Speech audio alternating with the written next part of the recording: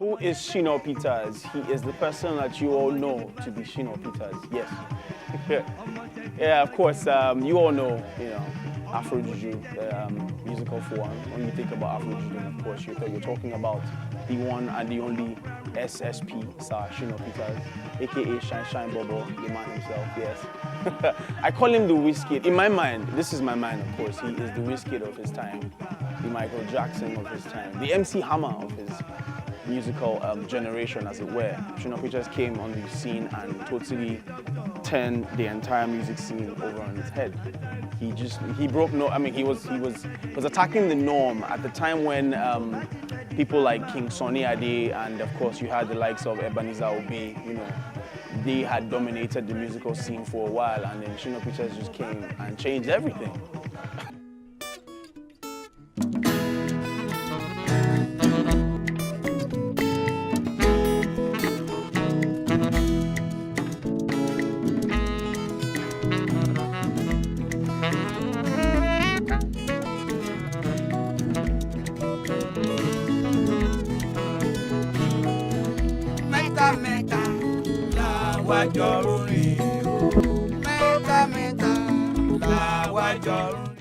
Sir Shina Peters. Oluwa Shino Akanbi Peters was born in Ogun State on 30th May 1958.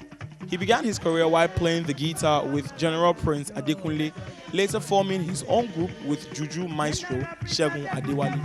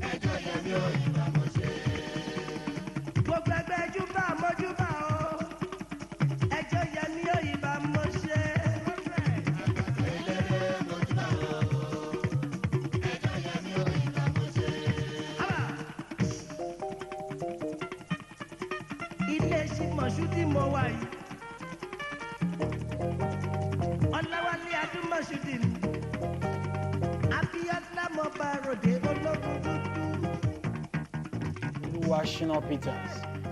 There's a musician, entertainer, a showboy. Early in the 90s, late 80s, he defined a new era in Nigerian music space by pioneering Afro-Juju. Juju has always been here with us, but he came into the scene and he was able to define his own kind of music. And before the band you can see and appreciate now, there was actually somebody that had all the razzmatazz, all the vibes of a superstar, or somebody that was always very showboyish, the life of any party. That was Shina Peters in the early 90s. Oluwa Shina Peters, we still have Clarence Peters to remind us of his legacy. Shina Peters. He's actually, you can't talk about the transition of music from the early 60s when Nigeria became independent to this very point without mentioning the character named Shina Peters. He made Nigerians dance. Popularly known as SSP, Sir Shina Peters, he released many albums with Segun Adekunle through the 1980s until he went on to form his own band, Sir Shina Peters and his International Stars. Their first album release, Ace Afro-Juju Series 1 in 1989, went double platinum and was the first career breakthrough which catapulted Sir Shina Peters into the limelight. Ace was a musical fusion between Juju and Afrobeat, a rhythmic collaboration which pierced ethnic, cultural and language barriers in Nigeria.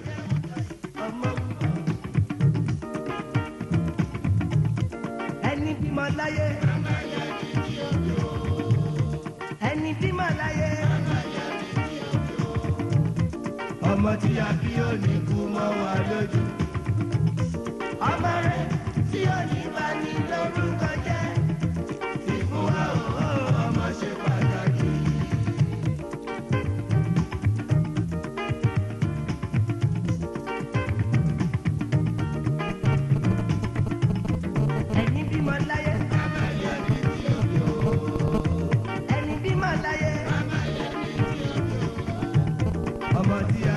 ikú mọ́ wa lójú.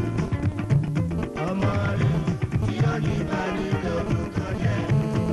Ikú wa ọmọ ṣe pàtàkì. Ọmọ olóríire alálùbárí kan. Ọmọ lè ní ayé.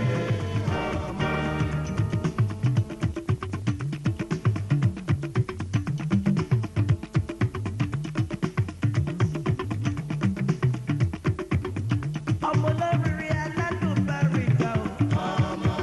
Ọmọ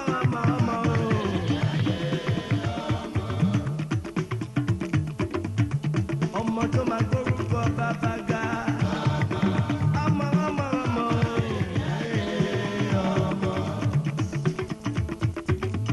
ọmọ tó máa gbórúkọ yeye ga.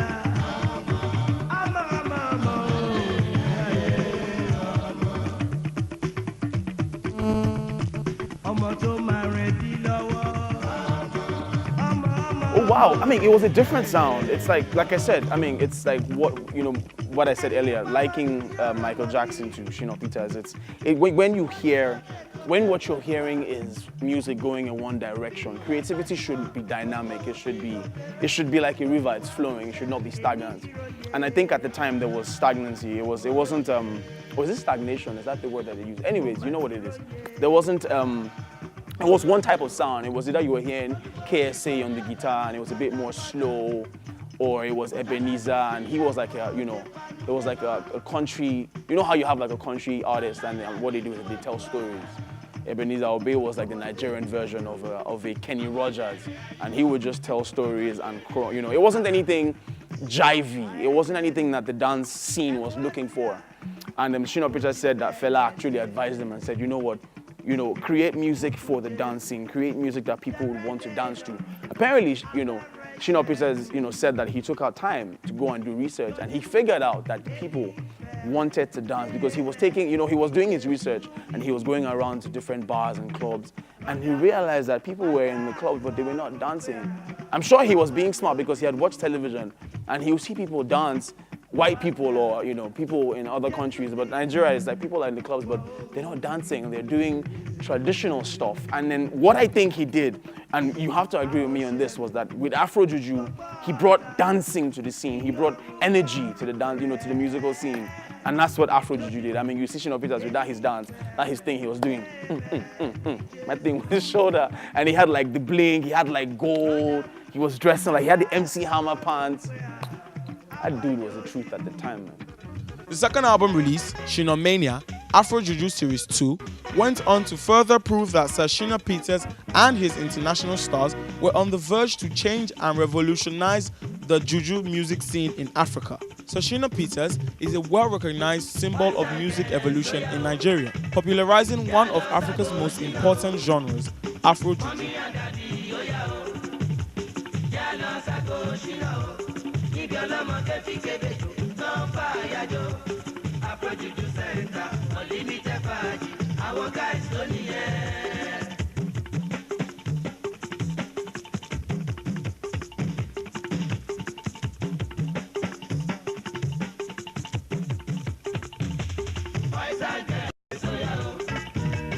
Sugar mommy, sugar daddy, oh yeah, jealous I go Shino.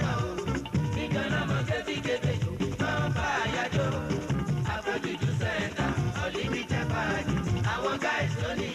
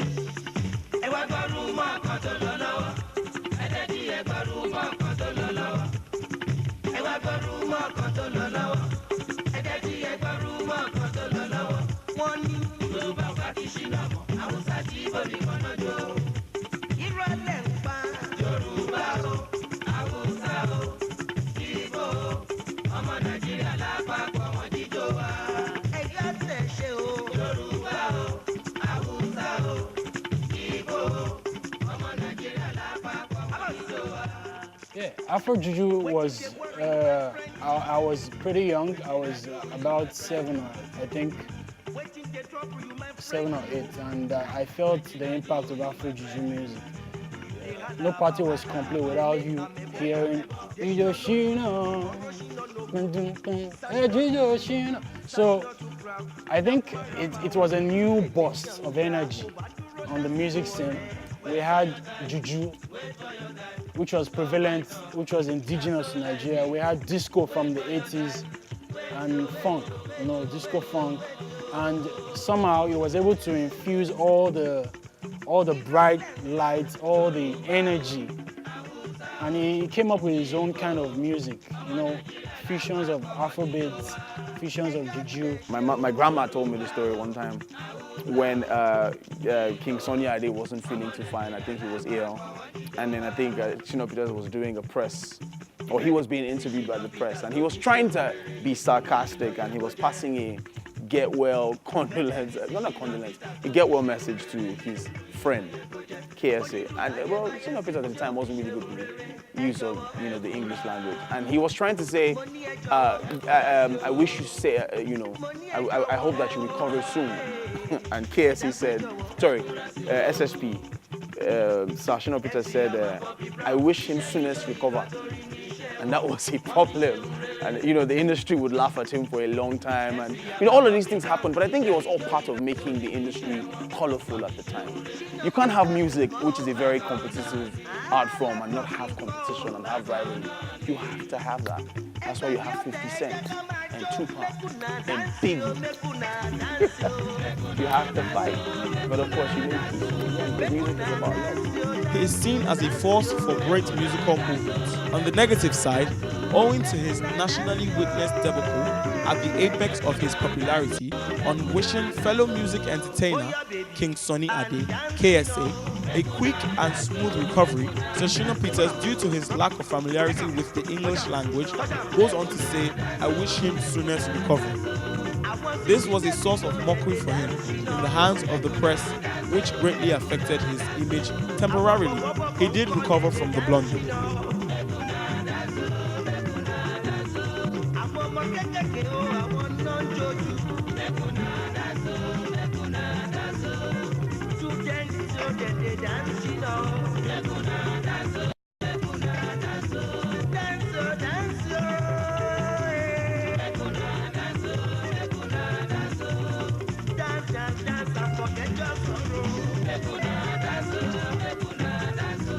If money no get today, money go come.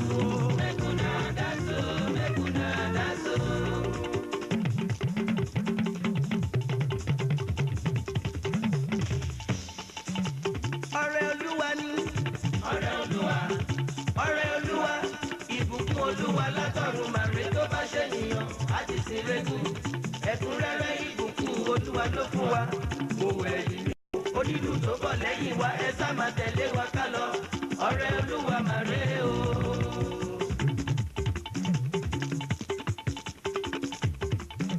Ẹ̀yẹ lẹ́gbẹ̀lẹ́yìn ni. Yín lé ẹ̀sọ́ fáyé kí ló kò ní láyà ẹ̀jẹ̀ káyé gbọ́. Ẹ̀rù ò bá wá ayọ̀ kó wá o. Ẹ̀ṣọ́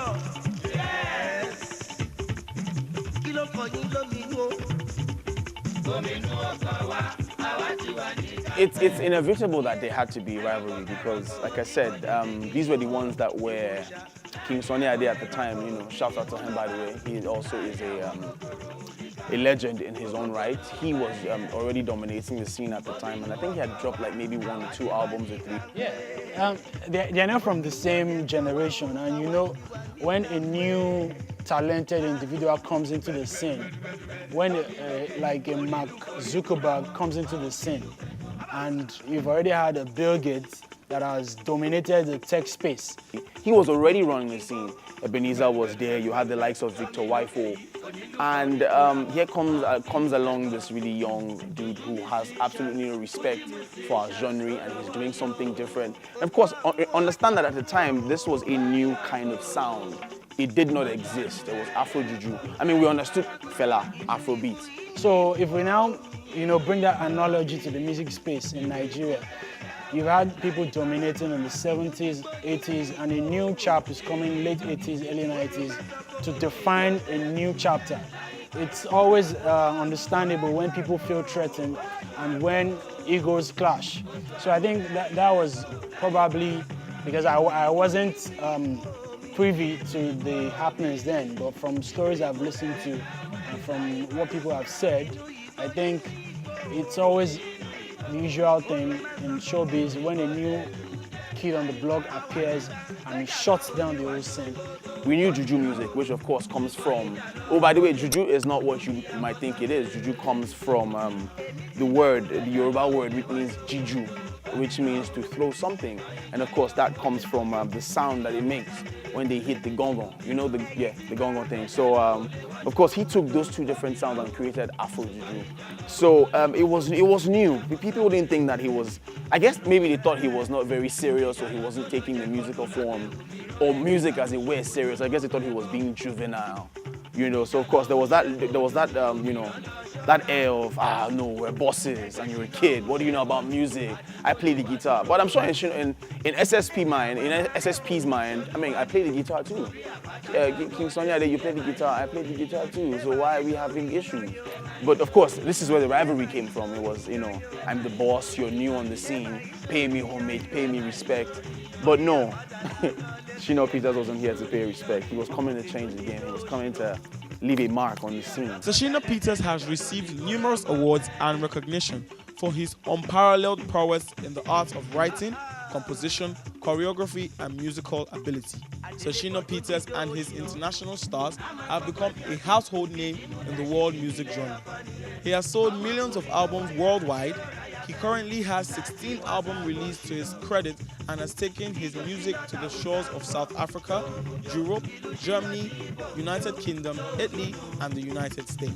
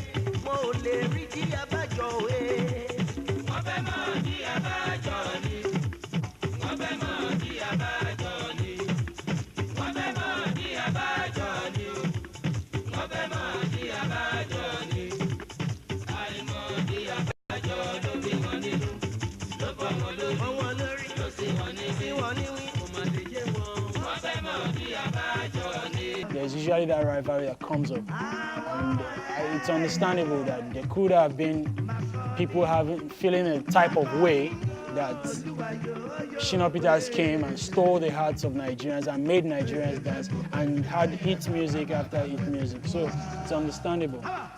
Well, I like Ijo Shino. I think that's his biggest song, and I remember vividly. As a kid, going to parties, you had to dance. You had to dance to Ijo Shino. Àwọn ọmọdé wọ́n jó, àwọn àgbàlagbà. So everybody danced Ijo Shino, and I think I remember that song vividly. And from time to time, people still spin the record on radio. No mania, I can't remember the name of the song, but I remember the song where I need to remember this one now because my mother used to make me earn every money I got as a child to, money, sweet money, now, money for sweets and agbalumo and chewing gum and those things that we like. I used to earn mine. And one of the things that she'll make me do was she'll play music and she'll have me dance. Now she'll play KSA, but KSA is a bit slow, You know those KSA songs. King Sonia had songs like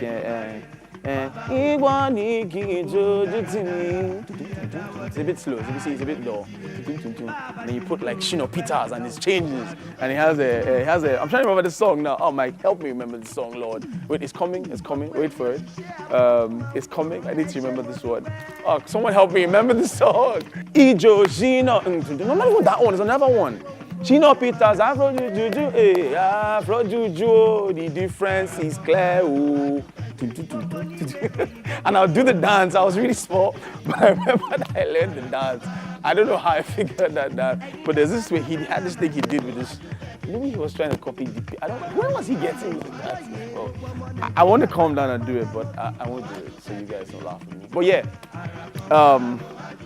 that's my favorite Shina Peters song. That one that had me dancing.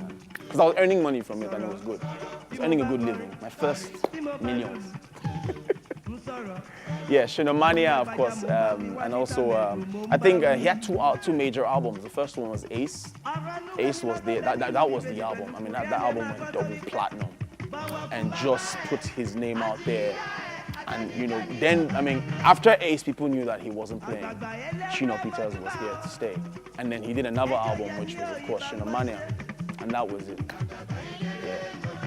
He's currently signed to Orbit Entertainment, his USA agency based in New York. Sir Shina Peters is also the father of one of the hottest music video directors in the country, Clarence Peters. Despite controversy over abandoning him and mother, popular actress Afro-Juju, years ago, the family is reunited and happy. Sir Shina Peters will continue to be a legend in Nigeria's music scene and an inspiration to the new generational artists.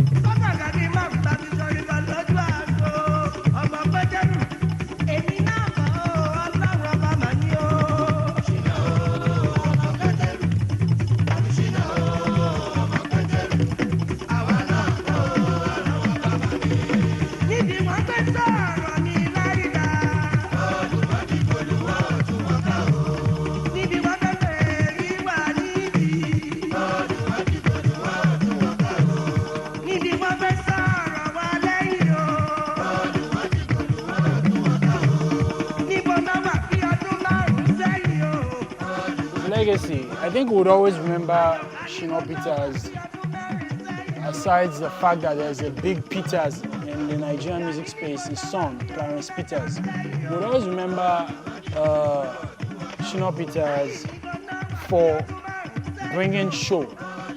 His fashion was impeccable. He was the bling bling kind of guy. He was really, really animated. From his songs to the video to his performances, his dance. He was all up as a cultural icon. And up until now, when you look back, when you see the likes of the band, when you see Burna Boy, something in your mind tells you that somebody did this, that these guys drew inspiration from some other guys. And that guy will be Shina Peters. Sir Shina Peters has impacted music by delivering a different kind of sound, a different kind of genre, Afro-Juju.